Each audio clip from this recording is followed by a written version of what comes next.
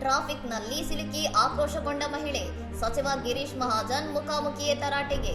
मैदान में जाके बोलिए ट्रैफिक को रोकते नहीं, okay? Get out of here. ಮುಂಬೈನ ಓರ್ಲಿ ಪ್ರದೇಶದಲ್ಲಿ ಮಹಿಳಾ ಮೀಸಲಾತಿ ಮಸೂದೆ ವಿಚಾರವಾಗಿ ಬಿಜೆಪಿ ಆಯೋಜಿಸಿದ್ದ ಪ್ರತಿಭಟನಾ ರ್ಯಾಲಿಯಿಂದಾಗಿ ಭಾರೀ ಸಂಚಾರ ದಟ್ಟಣೆ ಉಂಟಾಗಿತ್ತು. ಮಗುವನ್ನು ಶಾಲೆಯಿಂದ ಕರೆತರಲು ಹೊರಟಿದ್ದ ಮಹಿಳೆಯೊಬ್ಬರು ಹಲವು ಗಂಟೆಗಳ ಕಾಲ ಟ್ರಾಫಿಕ್ನಲ್ಲಿ ಸಿಲುಕಿಕೊಂಡಿದ್ದರಿಂದ ತಾಳ್ಮೆ ಕಳೆದುಕೊಂಡು ಕಾರಿನಿಂದ ಕೆಳಗಿಳಿದಿದ್ದಾರೆ. What is wrong with you?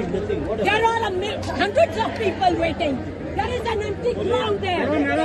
There is an empty ground. Yes. ನೇರವಾಗಿ ಸಚಿವರ ಬಳಿ ತೆರಳಿದ ಮಹಿಳೆ, ಸಾರ್ವಜನಿಕರಿಗೆ ತೊಂದರೆ ಕೊಡಬೇಡಿ ಎಂದು ಕಿಡಿಕಾರಿದ್ದಲ್ಲದೆ ಇಲ್ಲಿಂದ ತೊಲಗಿ ಎಂದು ಕೆಂಡಾಮಂಡಲವಾದರು.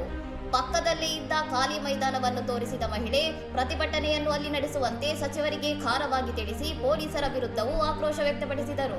ರಾಜಕೀಯ ರ್ಯಾಲಿಗಳಿಂದ ಜನಸಾಮಾನ್ಯರು ಅನುಭವಿಸುತ್ತಿರುವ ಸಂಕಷ್ಟವನ್ನು ಧೈರ್ಯವಾಗಿ ಪ್ರಶ್ನಿಸಿದ ಮಹಿಳೆಯ ಈ ಅಪರೂಪದ ಘಟನೆ ಇದೀಗ ಎಲ್ಲೆಡೆ ಚರ್ಚೆಯಾಗುತ್ತಿದೆ. ಇನ್ನಷ್ಟು ಸುದ್ದಿಗಳಿಗಾಗಿ ನೋಡ್ತಾ ಇರಿ ಸೌರಂ ಟಿವಿ.